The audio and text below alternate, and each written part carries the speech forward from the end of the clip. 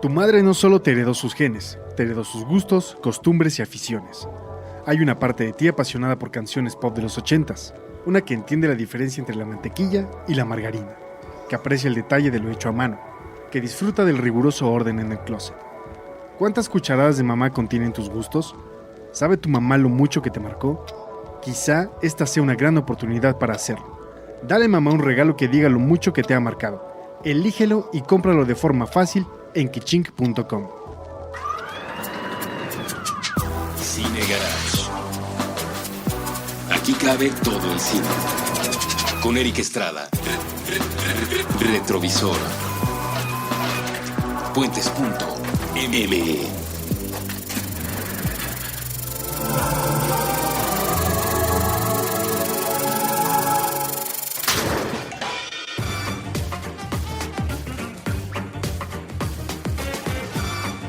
Hola, muy buenas, yo soy Eric Estrada y vamos a darle de una vez a un retrovisor más en estos programas que Cine Garage tiene en Puentes. Rebasamos ya los 550, me da muchísimo gusto, quiero agradecer a todos los involucrados, no en este episodio, sino en todos los episodios que hemos hecho en Cine Garage, desde la gente que diariamente está aquí en producción, en diseño, en redes, que nos ayudan a que los episodios lleguen hasta ustedes, y por supuesto a cada uno de los invitados que han venido a entregarnos sus palabras y sus pensamientos. Creo que la labor de Cine Garage no es tanto venir a presumir estos 550 episodios, sino agradecer a la gente que está haciendo cine para que podamos hablar de ellos, y por supuesto a la gente que aquí en la oficina nos ayudan todos los días a que se hable efectivamente, a que esas pláticas lleguen bien hechas, bien producidas, bien editadas, bien montadas, bien planeadas hasta ustedes. Entonces, un agradecimiento a ustedes que han escuchado, sigan pasando la voz a la gente que ha venido, a la gente que está aquí. Me siento muy honrado de seguir trabajando con ustedes y que Cine Garage siga siendo un proyecto vivo con varias facetas. Ya saben ustedes que está el sitio en www.cinegarage.com.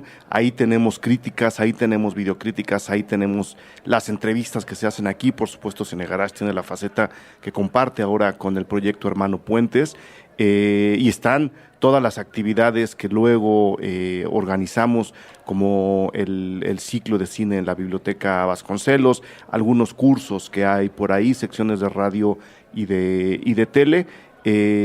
Chéquenlos, háganos saber qué es lo que opinan, cómo es que se sienten, qué les gustaría que hiciéramos o qué les gustaría que ya no hiciéramos. También se vale, estamos atentos a sus opiniones, y por supuesto, de nuevo, quiero agradecerles a todos los que han escuchado, los que han leído, los que han visitado, los que han estado en los ciclos de cine, en los cursos, en las actividades, y que nos escuchan en otros medios, pero principalmente aquí en Puentes, repito, el medio hermano. Y voy a hacer este episodio solo, pues porque no quiero echarle la culpa a nadie más que a mí de todo lo que se va a decir en este episodio, no porque sea incorrecto, no porque esté lleno de veneno. Procuro en ese aspecto pues soltar los datos y las opiniones de la manera más razonable posible, ¿no? Sin dejarme llevar por la emoción. No estoy hablando de objetividad, estoy hablando nada más de tratar de poner los puntos sobre las IES, donde yo creo que deben ir, para que entonces la plática siga. Esta misma mañana me tocó revisar la más reciente película de Eugenio Derbez, a quien se le manda un saludo y a quien, pues, por supuesto, se le reconoce su trabajo. No es poca cosa hacer lo que el señor ha hecho. Y sin embargo, la película no me dejó nada contento. Estoy hablando de Cómo ser un Latin Lover, porque la película, en muy, muy pocas palabras, dibuja a un personaje que ya no debería existir, especialmente en las comedias. No me voy a extender en una crítica amplia y detallada en este episodio sobre cómo ser un Latin Lover. Simplemente le estoy agarrando de referencia para tratar de entender un poco qué es lo que ocurre con la comedia mexicana, no en particular con esta comedia mexicana, porque otro fenómeno que ocurrió en muy recientes días fue la aparición de varios videohomes en Netflix, videohomes mexicanos, en donde en muy pocas palabras se intenta rescatar no solo la fórmula de producción, sino la temática y el humor de las sexicomedias mexicanas de los 80 en particular. Y me tocó revisar, aunque muy a la ligera, de verdad no es mi tema, prefiero revisar las películas de los 80, que de hecho en eso estoy. Me tocó revisar un poco El taxista caliente y un poco también esa comedia contemporánea mexicana acaba siendo un poco inexplicable, ¿no? El hecho de querer vender el humor, y aquí estoy hablando del caso de Cómo ser un Latin Lover, a través de un personaje cínico y machista, ¿no? Que simplemente no le gusta trabajar y que fuera de nada no tiene otra cualidad, y a partir de eso motivar el humor en la película se me hace un enfoque completamente equivocado. Y es ahí donde la película de Eugenio Derbez tiene su principal problema. Más allá de que funcione como comedia o no, más allá de que sea simpática o no, creo que la construcción de su personaje acaba siendo no solo inapropiada, sino contraproducente para muchas de las cosas que se quieren cambiar, en particular en México en este momento. Y justo saliendo de la función y habiéndome quedado con la idea de esta es la imagen que un actor que está haciendo cine de los dos lados de la frontera, porque obviamente sus comedias están dirigidas tanto a los mexicanos que han tenido que emigrar a Estados Unidos, como los mexicanos, que son muchos en los dos lados de la frontera, que admiran el trabajo de Eugenio Derbez. Esta es la imagen del Latin Lover, del mexicano, en otras palabras, del migrante que se quiere dejar en los propios migrantes y por supuesto en el público anglosajón que llegue a ver la película. Y si sí es esa, creo que hay una doble equivocación, no solo la construcción del personaje, sino la defensa del personaje para basar en él a la película. Y por supuesto la imagen del personaje es la de un conquistador sí muy pasado de moda, pero que pues desgraciadamente en la película de Eugenio Derbez pues sigue teniendo éxito a pesar de estar muy pasado de moda y de tener pensamientos realmente retrógrados, sexistas y machistas. Y saliendo de la función dije, ¿por qué se siguen haciendo comedias como esta en México cuando se ha tratado de empujar desde otros lados pues una mejor apreciación de los demás, no solo de las mujeres, sino de los demás, para poder construir comedias mexicanas, ¿no?, de ambos lados de la frontera, tan exitosas como, y no me voy a ir nada lejos, como Todos queremos a alguien, la película de Catalina Aguilar Mastretta, que estrenó hace muy poco también en México, que también aboga, quiere hablarle a los personajes de ambos lados de la frontera, que es una comedia inteligente y mucho mejor dibujada en cuestión de personajes y del enfoque de sus personajes. Entonces, me surgió la inquietud, y viendo qué películas podían ayudarme a quitar la paja que la película de Eugenio Derbez me había dejado en la cabeza, me encontré con el dato de que Austin Powers, International Man of Mystery, se estrenó en 1997, es decir, hace 20 años. Y ya nada más emocionado, y aquí es donde ya voy a dejar de lado al pobre Eugenio Derbez, pues digo, él está haciendo su lucha, yo creo que la está haciendo mal, pero está haciendo su lucha, eso es lo que hay que reconocer. Habiéndome quedado con la idea de Austin Powers, venía yo tratando de revisar en el camino del cine a la oficina cómo enfocar una película que está cumpliendo 20 años, que es una comedia muy de los 90 y que tiene un humor muy particular. Y luego me acordé que parte del personaje propio de Austin Powers, construido por Mike Myers, este cómico canadiense, este actor cómico canadiense tan exitoso, a veces tan propositivo, había hecho de él, pues es la del conquistador. O sea, mucha de la personalidad de Austin Powers y de las películas de Austin Powers, que repito, en particular esta, International Man of Mystery, están cumpliendo 20 años, es la del personaje conquistador, pero no precisamente por su carisma y no precisamente por sus dotes físicas, incluso no por su masculinidad.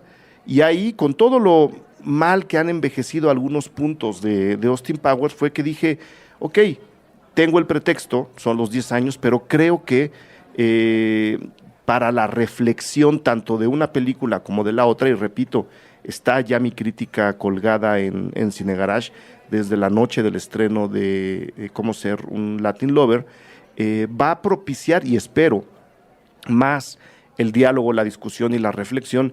Si, y es lo que voy a intentar hacer ahora, comparamos al personaje de Mike Myers, que puede ser visto también como un macho misógino, cínico, con el personaje de Derbez. No lo voy a comparar punto por punto, la crítica está ahí, ya dije lo que había que decir, pero vamos a entender un poco qué fue lo que Mike Myers le entregó al mundo hace 20 años, en 1997, con una comedia que según yo tiene más alcances, que según yo es mucho menos machista, que según yo además tiene una carga sexual mucho más poderosa, y que independientemente de que uno sea uno y el otro sea el otro, como comedia tiene pues mucho mejor funcionamiento y es más consistente. La comedia que está construyendo Austin Powers tiene muchos caminos para poder acercarse a ella, y eso permite que sea una película mucho más festiva y por supuesto mucho más colorida. Habrá que revisar nada más la secuencia de entrada de la película, dirigida además por Jay Roach, que no se quedó con esta, hizo otra película de Austin Powers después, y luego le entregó al mundo, en muy pocas palabras, una especie de actualización de lo que había aprendido de humor ácido, sucio, muchas veces algo oscuro y violento en las películas de Austin Powers con Meet the Fockers, que era un traslado muy, ¿cómo lo podemos decir? Muy bien disfrazado de todo este humor gamberro, que empuja, ¿no? Que no se queda quieto, que ya había desarrollado en Austin Powers, junto con Mike Myers, por supuesto. Creo que mucho del espíritu de las películas de Austin Powers, por supuesto, se debe a Mike Myers, pero no hay que olvidar que él escribe las películas, que él es el autor del guión y que, por supuesto, siendo el autor del guión, sabiendo que va a interpretar al personaje central, él también ha diseñado al personaje.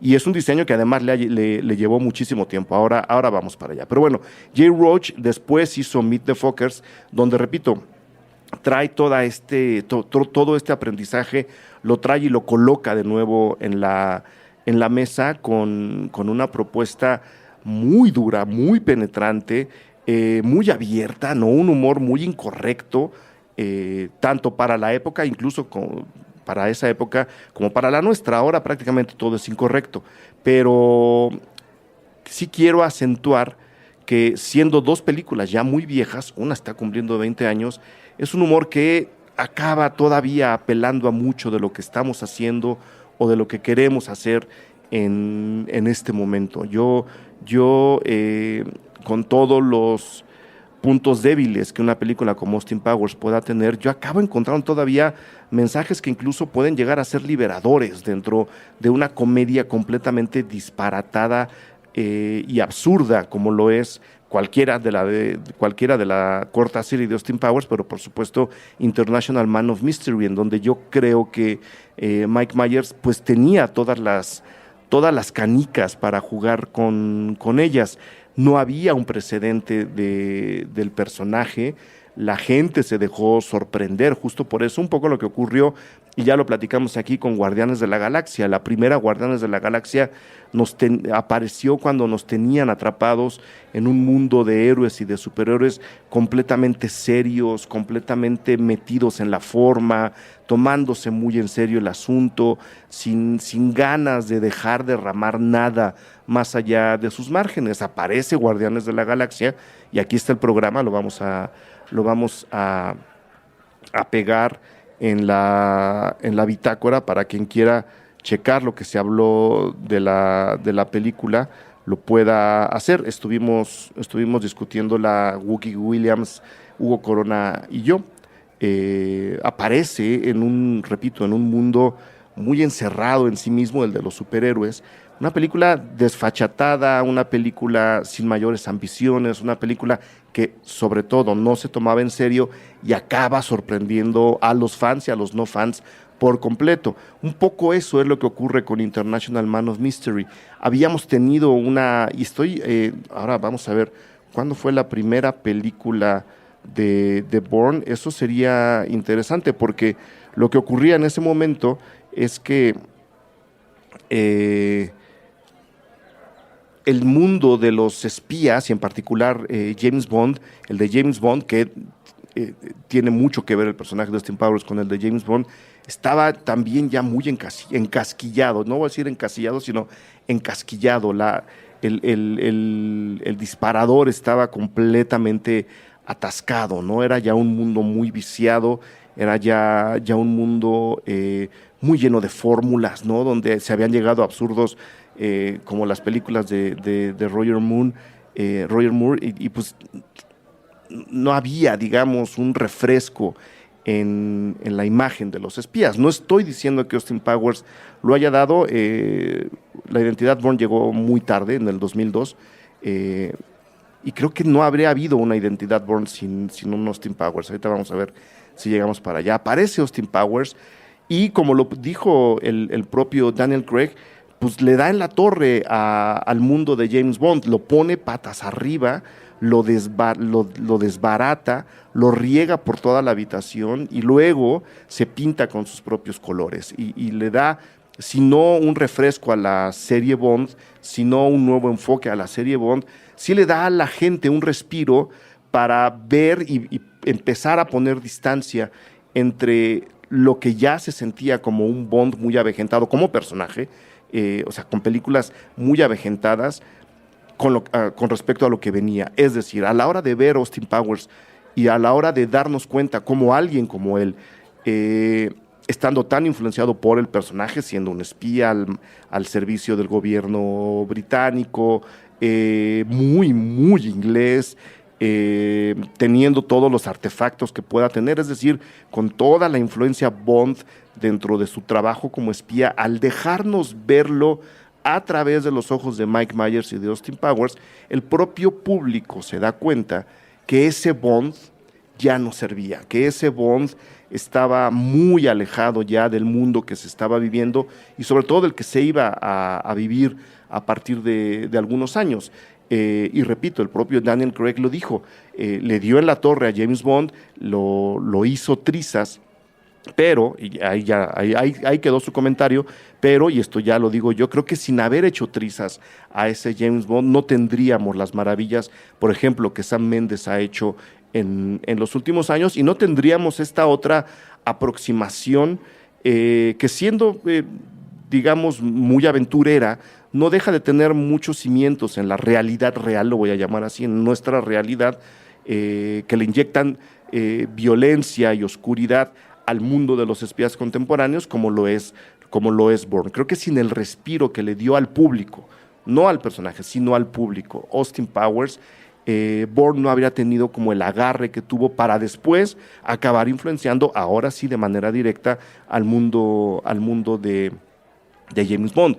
Recuerden ustedes todo lo que ocurrió con Casino Royale, la gente salía escandalizada del cine diciendo es la película más oscura que he visto de James Bond, las otras eran muy facilonas, ya estaban demasiado llenas de luz, el personaje estaba muy mal avejentado, su universo era, pues sí, estaba un poco en el absurdo en el que nos mete Austin Powers, ¿no? Entonces Austin Powers se convierte en la lupa para distanciarnos del viejo Bond y prepararnos hacia el nuevo. Ahí es donde yo creo que está la aportación del personaje al mundo del cine de espías, ¿no? Sin pertenecer a él, estando completamente en el universo del humor pacheco, del humor de ácido, del humor sexual, ¿no? Siendo casi una sexicomedia del siglo XXI, por ahí de refilón le da una empujadita al James Bond.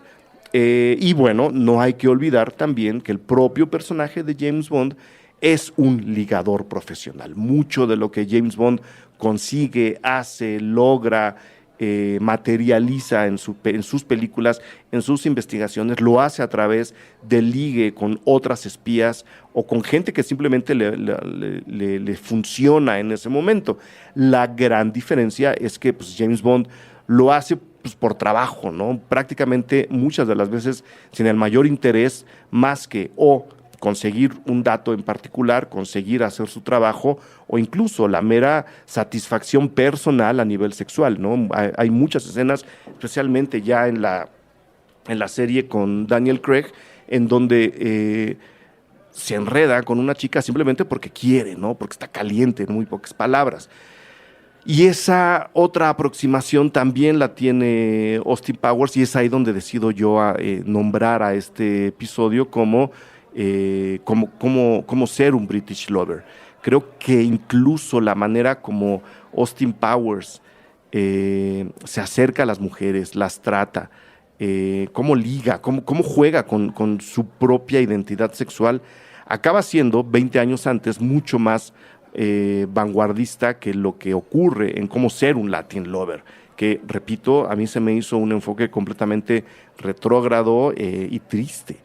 No estoy diciendo que Austin Powers sea una bandera de la libertad y una bandera de la liberación femenina, pero sí se me hace muy curioso que 20 años antes un personaje que está jugando con la sexualidad y que tiene que enredarse con chicas, aunque en realidad solo lo hace con una en la película, acaba siendo de alguna forma mucho más vanguardista que un personaje construido para una película del 2017, en lo que no sé si quieran ser una comedia familiar, yo lo dudo porque hay varias palabrotas ahí metidas y un par de chistes de doble sentido. No sé cómo va a funcionar eso, no sé hacia dónde estaban apuntando, pero creo que sí, con todos los puntos negativos que le podamos llegar a encontrar a Austin Powers, que los tiene, por supuesto, acaba siendo un British Lover mucho más abierto, mucho más juguetón, que respeta incluso más a las mujeres, que tiene hacia ellas un trato mucho más respetuoso y mucho más profesional y digno que la película del 2017. Y aquí es donde empezamos un poco o seguimos un poco con el diseño del personaje, ¿no? Mike Myers lo ha dicho muchas veces. Él está inspirado en todos los seriales detectivescos que vio en su infancia gracias a su padre. Pues, y eran además personajes detectivescos de los años 60 y de los años 70. Y de ahí lo saca directamente. Creo que mucho del éxito en comedia que tiene Austin Powers es el viejo truco de la descontextualización, en este caso de un solo personaje.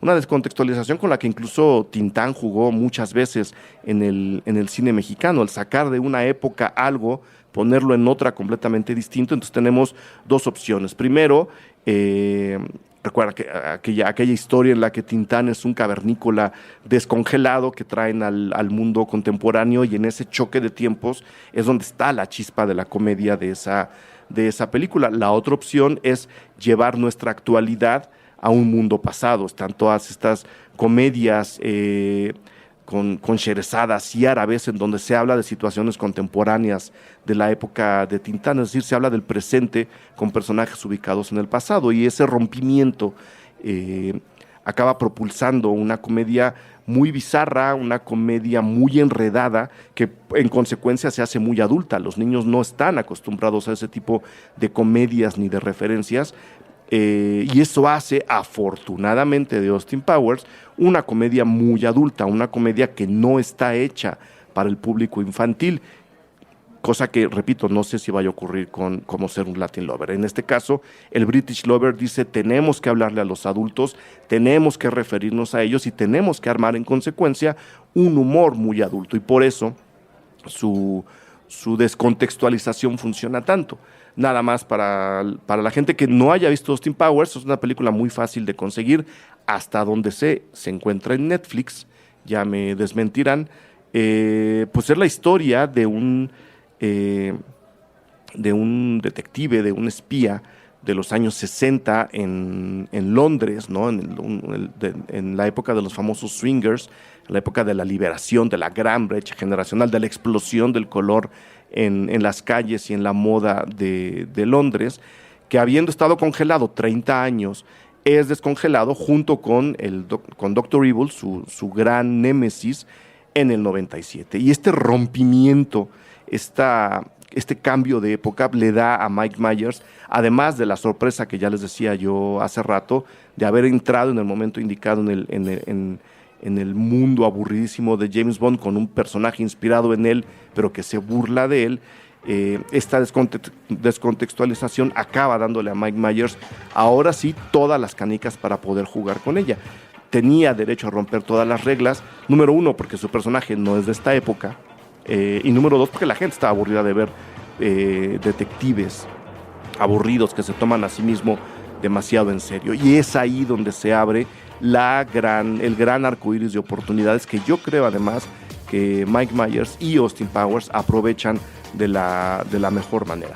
Déjenme hacer aquí el primer corte el único corte de este episodio, para venir a hablar un poquito más de lo que yo considero es importante de Austin Powers, mucho más allá de que es una película muy divertida, de que es una película que aunque ha envejecido muy mal en algunas de sus partes, sigue siendo muy, muy divertido de revisar. Entonces vamos a la pausa y venimos a seguir hablando del señor Austin Powers.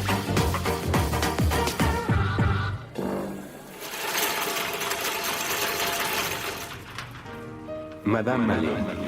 Conversaciones de diseño con Ana Elena Malé. Nuevo episodio todos los jueves a las 10 a.m. Puentes.m.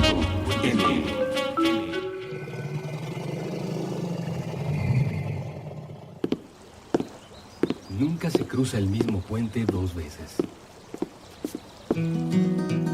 Núcleo distante. Canciones, personas y discusiones. Con Ulises Allís y David Aguilar. Todos los viernes a las 4 de la tarde. A través de Puentes.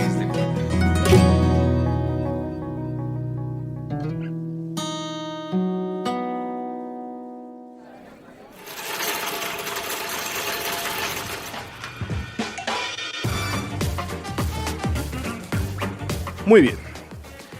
¿Cómo ser un British lover?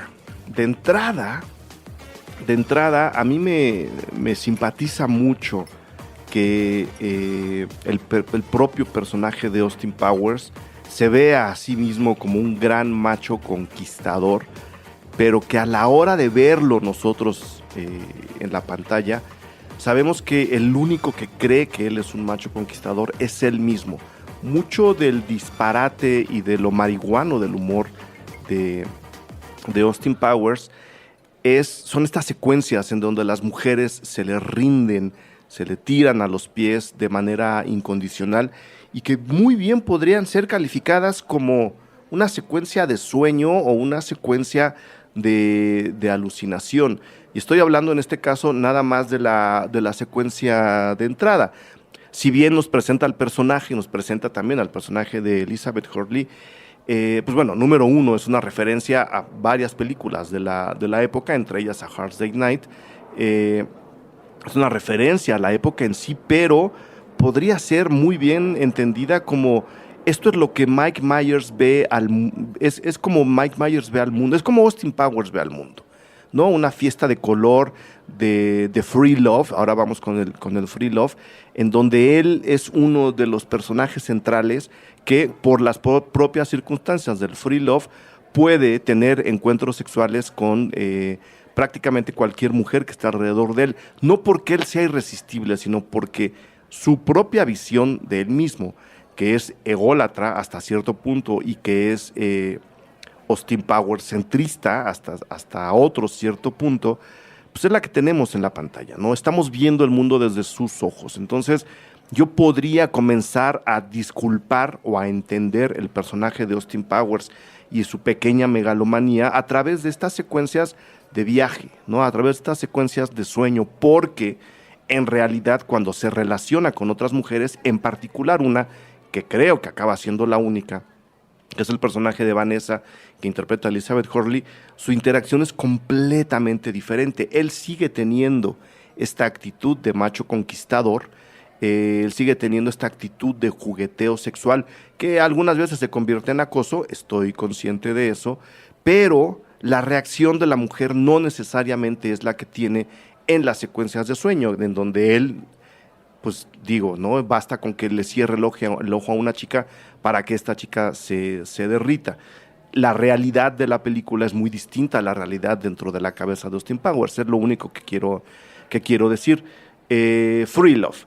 Si hay otro punto que hay que mencionar sobre la diferencia entre el Latin Lover y el British Lover, es que, pues bueno, si el Latin Lover se va a convertir en un vividor, el British Lover, por lo menos el que está dibujando Mike Myers en Austin Powers, viene surgido directamente del Free Love de esa época.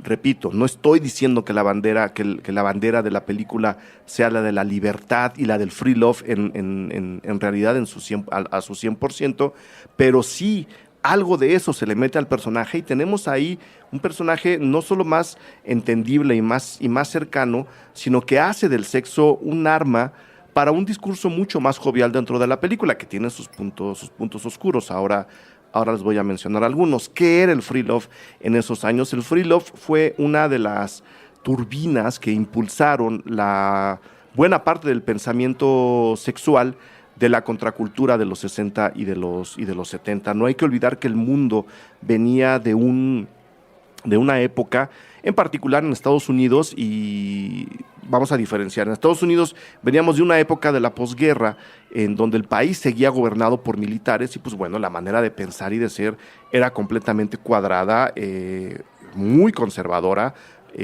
muy de derechas. ¿No? A pesar de haber ganado la Segunda Guerra Mundial junto con los rusos, el pensamiento que se empezó a desarrollar en Estados Unidos fue el del conservadurismo. En Inglaterra, después de la Segunda Guerra Mundial, pues bueno, tuvieron que reconstruir el país y eso prácticamente hizo que se perdiera en muchos sentidos una generación y media. Es en los años 60 cuando ya con el país bastante recuperado, ya con un cambio de pensamiento con respecto al pasado, los jóvenes empiezan a explotar literalmente. Entonces se dejan de vestir en blanco y negro como sus padres y como sus abuelos, empiezan a utilizar colores y posturas extravagantes, la moda se convierte en una especie de marcador de distancia entre nosotros y ellos y se adueñan de las calles, se adueñan de las ropas, se adueñan de la música, se adueñan del uso recreativo de muchísimas drogas. Nos han dicho solamente de una, pero en los años 60 afortunadamente se usaban muchas más drogas, además de la marihuana. Nada en contra de ella, pero no fue la única. Y por supuesto, hay también un distanciamiento del pensamiento sexual que se tenía en las generaciones anteriores, que repito, en Inglaterra, por circunstancias históricas, era mucho más limitado, ¿no? El sexo, yo creo que durante la guerra y después de la guerra, no estaba precisamente en el primer lugar de las cosas que tengo que hacer hoy en el Londres bombardeado de los años 50. Y cuando llegan los 60, entre muchas de las cosas que se apropian los jóvenes de ese país, es el de su propia vida sexual. Y se distancian de una manera tan clara que el free love, lo que en realidad estaba promulgando, era que la vida sexual de las personas le pertenece únicamente a las personas, que no puede haber ningún estado ni ningún régimen social o religioso que te diga cómo vivir tu vida sexual, que eso nos pertenece solamente a nosotros por la simple y sencilla razón, aunque el free love es mucho más complicado que eso, lo estoy comprimiendo todo en un programa pequeñito que además se supone que habla de Austin Powers. Eso le compete solo a las personas porque son las personas quienes practican el sexo. Entonces, cuestiones como distintas parejas sexuales, la bisexualidad, el adulterio incluso, ¿no? Debería ser resuelto por los propios individuos y no por un Estado controlador que se mete, o sea, no por el gran hermano que en este caso se mete incluso en tu vida sexual. Entonces, el free love, más allá de dibujar personajes que salten de cama en cama, como sí lo proponía la sexy comedia de los 70 y de los 80 en México, lo que hace es liberar al amor y liberar al sexo del yugo y del control de un sistema político y económico y devolvérselo a las personas y que sean las personas las que decidan, incluido ahí también el control parental, incluido ahí también la decisión de tener o no tener un hijo, ¿no? Porque obviamente al tener un hijo tu vida sexual se ve alterada.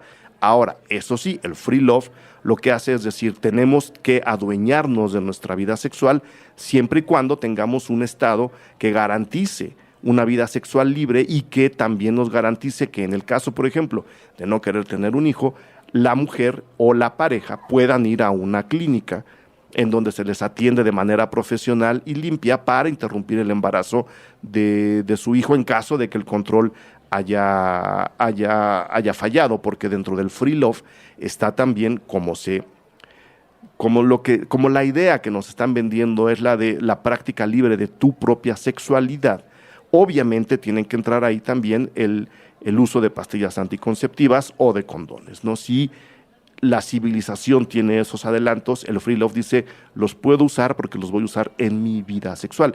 Es un poco lo que está pasando ahora con el discurso de las drogas recreativas, ¿no? Lo estoy usando para mi propia experiencia intelectual. En consecuencia, el Estado no debería decirme si puedo o no puedo.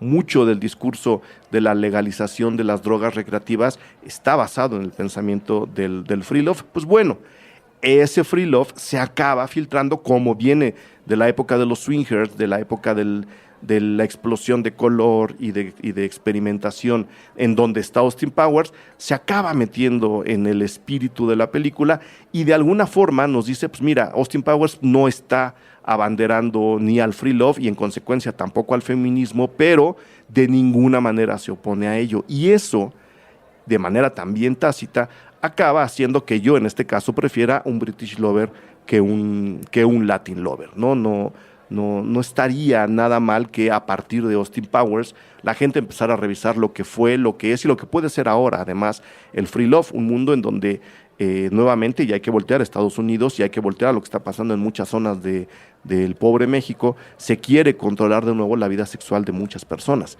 y pues no se vale, ¿no? Esa libertad ya no la ganamos, nos la quieren quitar pues, por envidiosos, número uno, y por ignorantes, número dos. Ahora, ¿cómo es que en el free love se comporta Austin Powers? Él sabe que no puede someter a ninguna mujer a sus deseos sexuales, aunque está el personaje, y es ahí donde empezamos a tener algunos tintes oscuros. El personaje está obsesionado con el sexo, ¿no? Si por un lado vemos a este personaje obsesionado con el sexo como surgido del free love, como surgido del vamos a divertirnos, vamos a ejercer nuestro derecho, le da por ese lado, sí, un tono muy iluminado, un tono muy jovial incluso al jugueteo sexual y a los chistes sexuales de Austin Powers. Tanto que varios de los chistes más efectivos, de las bromas, de los gags, de los sketches, como le quieran llamar, más efectivos de la película, con todo y que se trata de un humor pacheco brutal, van en contra de los atributos sexuales del personaje.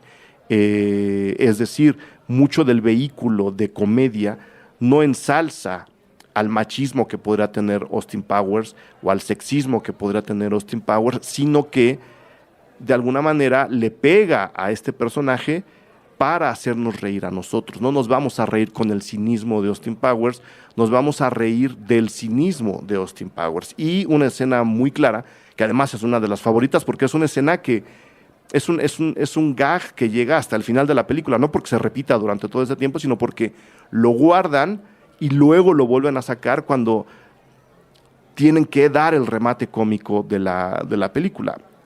Voy a describirlo. Es la escena en la que Austin Powers, después de haber estado congelado, recoge sus pertenencias del locker donde las habían guardado. Hay un oficial entregándole las pertenencias que él había dejado, su traje, ¿no? Que lo vemos ahí, terciopelo azul, para nosotros muy pasado de moda. Si nos ubicamos en la época de los 60, estaba completamente in, como dirían los entendidos de la moda, su camisa con holanes, sus zapatos, y de repente con Elizabeth Hurley ahí al lado, además, ¿no? Sin entender qué es este personaje, por qué suena tan anticuado, por qué a veces es tan pesado. Con ella ahí al lado, el oficial le da un alargador de penes sueco, que inmediatamente Austin Powers, entendiéndose él mismo como un conquistador y un gran hombre, dice, eso no es mío.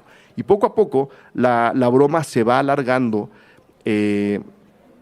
¿Por qué? Porque lo que están haciendo es demostrarnos una vez tras otra, segundo tras segundo, que sí, Austin Powers será lo que sea, pero su atributo no está en el tamaño del pene, que es lo que se nos ha enseñado desde hace mucho en el sistema parental, o en el orden simbólico falogocéntrico. Si nos vamos a meter a lo académico y a lo contracultural, el hombre no es hombre. El hombre, lo que nos enseña el sistema es que el hombre pues, necesita tener un pene grande, que el tamaño del pene importa, que el tamaño del pene te hace más hombre. Y en ese chiste, además de que nos reímos, entendemos y sabemos y comprobamos varias veces, porque el chiste se alarga, que Austin Powers, entre otras cosas, no tiene el pene grande. Entonces, por ahí no puede conquistar, en caso de que las mujeres se conquisten así, yo creo que no. Y además están de alguna forma dejándole por ahí la semillita a alguien diciendo, pues mira, la onda no es esa, la onda va por otro lado, la onda va, de hecho, por el lado de la onda, que es la verdadera característica y el verdadero atractivo que tiene Austin Powers sobre los demás, ya no sobre las mujeres, el tener onda, ¿no? Ser un ultra suave super spy, como se dice en la película, el estar con ellas, en mostrarles, en ayudarles, en trabajar con ellas, en dejarlas ser, ¿no?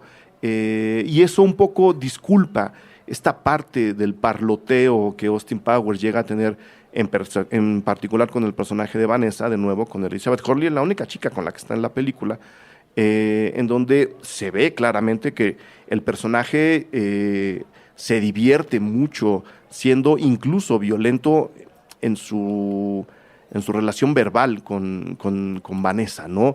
Soltar este tipo de chistes e insinuársele de esa forma acaba siendo muy violento. Son los tonos oscuros del personaje, son las partes que no han envejecido nada bien de la película. Yo no las disculpo, simplemente las entiendo, número uno, por la época, y número dos, porque, a diferencia de lo que ocurre con el Latin Lover, cuando el personaje se comporta de esa forma, el personaje femenino, en este caso el de Elizabeth Hurley, lo rechaza, le pone un alto, le dice que eso no se hace, le hace saber que ella no está de acuerdo con eso y que por ahí no va a llegar a ningún lado. Entonces, sí hay por lo menos el contrapeso.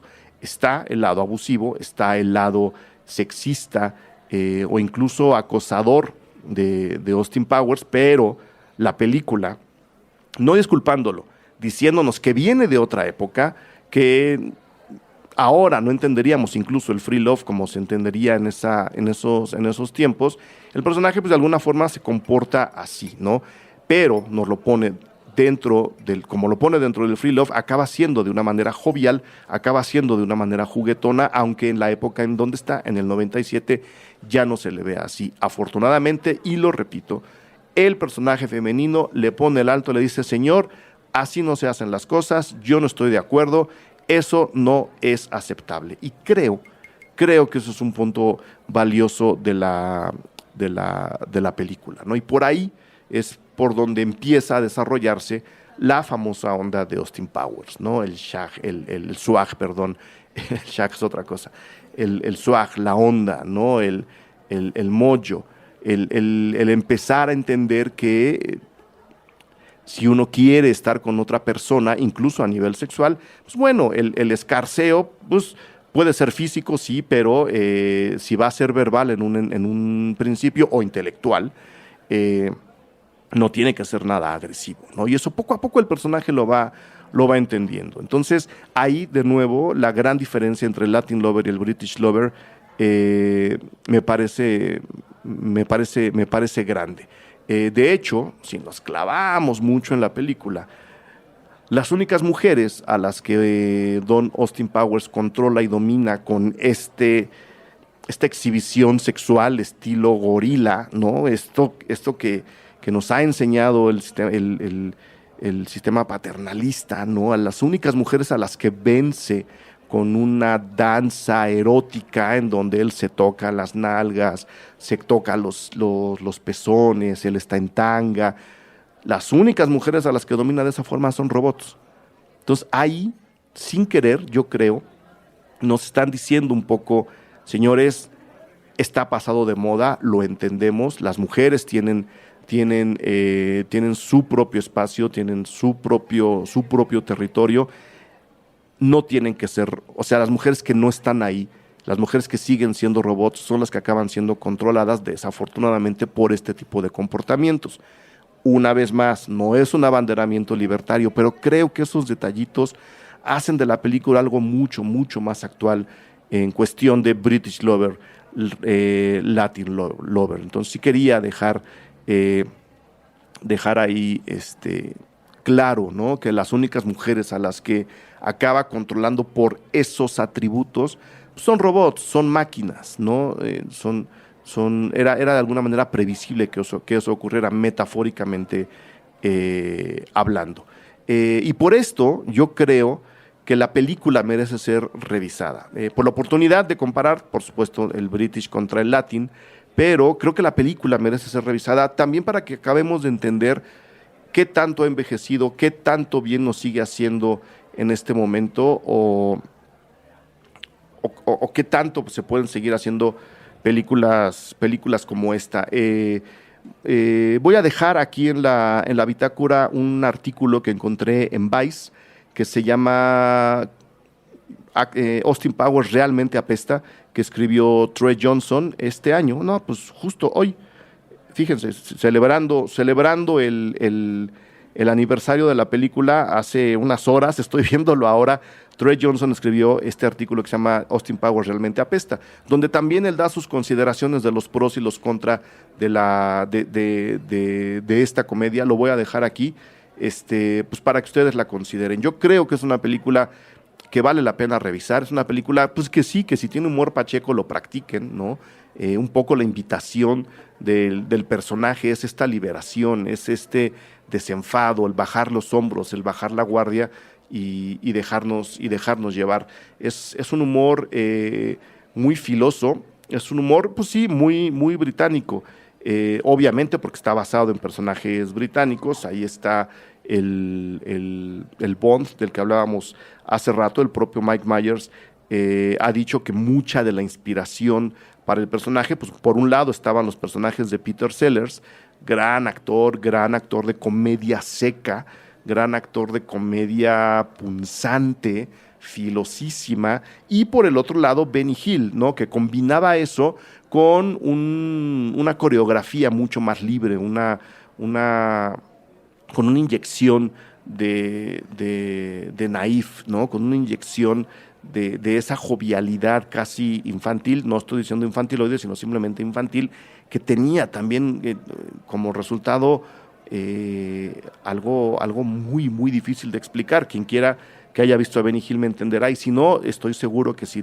le dan Benny Hill a YouTube, les va a enseñar por lo menos lo más visto de este gran comediante. Ahí están las raíces del personaje. Creo que Mike Myers lo hace muy bien. Y por el otro lado está también la enorme lluvia de referencias de elementos y personajes de la cultura popular, que también se intentó en el Latin Lover, más como cameos que como otra cosa. Acá no. Con Austin Powers sí tenemos una manipulación por lo menos mucho más consciente de la cultura popular y de sus personajes.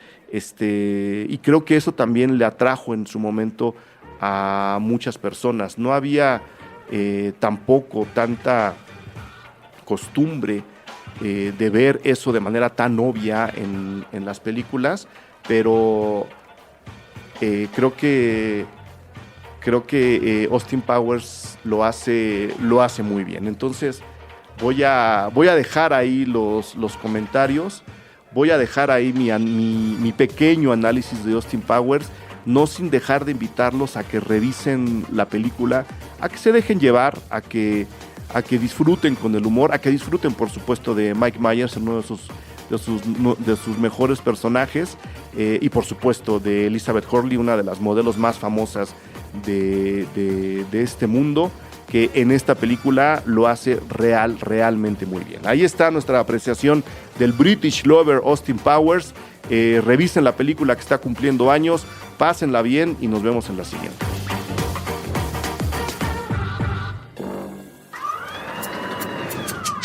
Cine Garage.